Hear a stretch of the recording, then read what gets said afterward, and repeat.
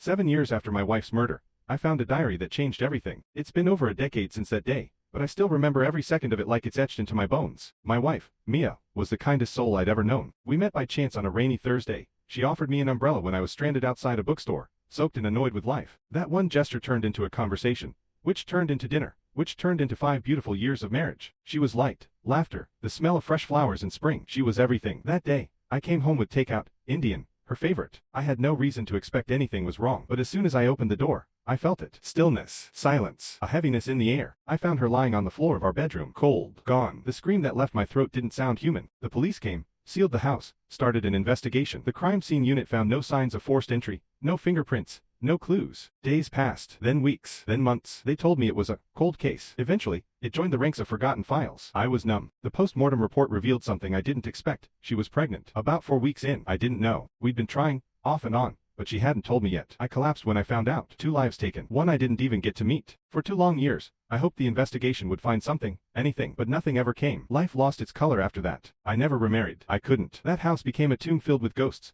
but I couldn't bring myself to leave. Until 7 years later, I was packing to move out. As I was emptying the top shelf of the old bedroom cupboard, I found a small box tucked in the back. Inside was a book, leather-bound, a little worn. A diary. Mia's diary. I didn't even know she kept one. I opened it, and the first thing I saw was her handwriting. Soft, looping letters. I could almost hear her voice in them. She had documented everything. How we met, our wedding day, the beach on our honeymoon, that night we danced in the rain on our anniversary. Her love poured out on every page. I broke down and sobbed, holding the diary like it was her hand. But then the tone started to shift. She started writing about confusion, guilt, temptation, and then she wrote a name. My father. At first, I thought I was reading it wrong, but the entries got more detailed. She had been having an affair with him, my own father. She said she didn't plan for it to happen, that it started as emotional support while I was traveling for work, and spiraled into something physical. She hated herself for it, and most crushing of all, the child she was carrying wasn't mine. I dropped the diary. I couldn't breathe. My insides felt like they were being torn apart. I wanted to forget. I wanted to scream, but I needed answers. Investigator. I didn't expect much. It had been years, but what he found broke me in a way I didn't think was possible. The investigator looped in a former homicide detective, who still had access to parts of the old case files. Together, they tracked down one small but overlooked clue from the original crime scene,